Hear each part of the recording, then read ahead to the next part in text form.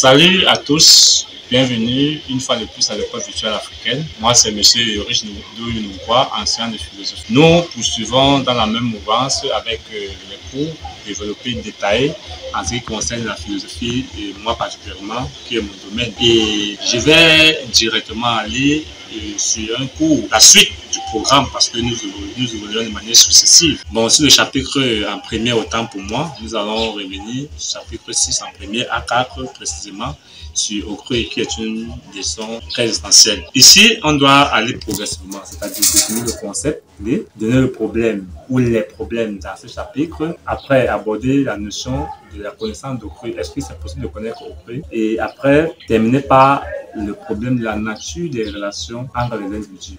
Est-ce que dans les relations entre les individus, c'est le conflit ou c'est l'harmonie qui règne? Bon, voilà donc un plan pratique indicatif qu'on doit suivre directement sans plus tarder.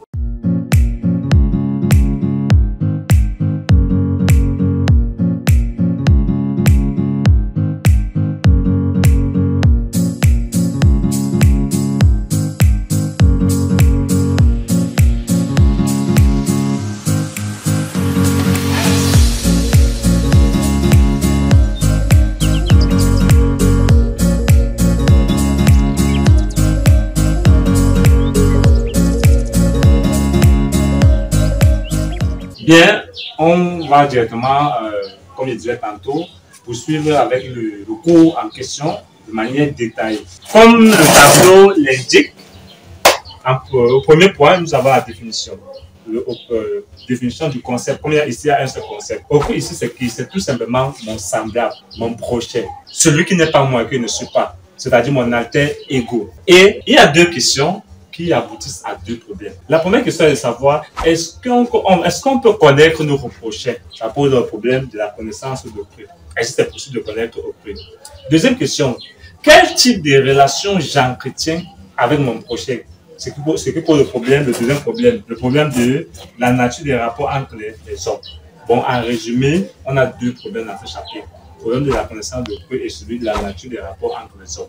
Si vous avez retenu ça, je vous assure, n'importe quel sujet dans ce chapitre ne doit pas vous dépasser. Voilà les deux problèmes essentiels et réguliers. Je vais commencer par le premier problème. Le problème de la connaissance d'Okwe. Ici, comme j'ai précisé, est-ce qu'il est possible de connaître son prochain? À cet effet, il y a deux thèses. La première thèse soutient que c'est possible. Là, il est question de présenter le mode de connaissance d'Okwe, c'est-à-dire les moyens permettant de connaître Okwe. Nous avons, j'ai insisté sur deux auteurs fondamentaux. Saint-Augustin et Merleau-Ponty. Saint-Augustin, lui, il parle de l'amitié, qu'il est possible de connaître Okwe par amitié. Ça veut dire qu'on peut accéder à notre prochain à travers une relation amicale, c'est-à-dire le fait de s'ouvrir mutuellement, de se partager des secrets, des confessions, des confidences. Voilà pourquoi Saint-Augustin dit on ne connaît personne sinon par amitié. On ne connaît personne sinon par amitié. Bon, pour dire que l'amitié est un moyen par excellence pour connaître son prochain. Et Merleau-Ponty va dans le même sens. Mais lui parle du dialogue, pour dire que par le dialogue, on peut s'ouvrir à l'autre. C'est pourquoi il affirme le dialogue est l'ouverture à l'autre. Bon, Merleau-Ponty affirme le dialogue est l'ouverture à l'autre. Bon, ici, les deux auteurs soutiennent en fait que la connaissance d'Okwe est possible par l'amitié qu'on fait Saint-Augustin, par le dialogue qu'on fait Merleau-Ponty. Là, ils sont en commun. Or, la deuxième thèse nous montre les limites. Les limites de quoi? Des modes de connaissance. Bon, pour dire que malgré qu'il existe des moyens permettant de connaître son prochain, ces moyens sont limités. Pour dire qu'on ne peut pas totalement connaître son prochain. Là, on a Michel de Montaigne. Parce qu'on ne peut pas connaître son prochain, l'homme d'abord est par nature changeant. L'homme est par nature hypocrite. Le comportement que l'homme nous présente n'est pas forcément ce qu'il est. On peut être dans un environnement, avoir une familiarité, croyant connaître celui avec qui on est, mais qu'en réalité, il nous fait montrer plutôt ce qu'il veut que nous voyons. Voilà pourquoi on parle de l'hypocrisie, on parle de la nature changeante de l'homme. Et à cet effet, Michel de Montaigne nous dit l'homme est ombrant et divers. Ça, c'est une notion qui nous enseigne. L'homme est ombrant et divers. Ça veut dire qu'on ne peut pas vraiment se fier à ce que nous montre. Ce qu'il nous présente n'est pas forcément ce qu'il est réellement. Bon, voilà ce qu'on peut retenir sur le premier problème. D'une part, les possibilités permettant de connaître son prochain à travers le dialogue et l'amitié. D'autre part, les limites à travers Michel de Montaigne. Bon, du fait que l'homme est endurant, du fait que l'homme est changeant, et du fait que l'homme lui-même est un être improvisé. On ne peut pas prévoir le comportement d'une personne à 100%. Bon, voilà ce qu'on peut retenir sur le premier problème. Concernant le deuxième, nature des relations entre les individus. Là-bas, il s'agit de savoir quel type de relation j'entretiens avec mon prochain, avec mon semblable. Première thèse, c'est le conflit. C'est-à-dire que c'est le conflit qui fonde les rapports. Ici, il s'agit de soutenir que les rapports entre les hommes sont toujours dans l'adversité, toujours dans l'opposition. Ceci explique les guerres, les querelles, le terrorisme, la jalousie, tout ce qu'on voit toujours dans la société, les turbulences. Là, ça vous montre que mon prochain est un obstacle à mon épanouissement. Voilà pourquoi Jean-Paul Sartre le dit, l'enfer c'est les hommes. Une citation connue, populaire de Jean-Paul Sartre, l'enfer c'est les hommes.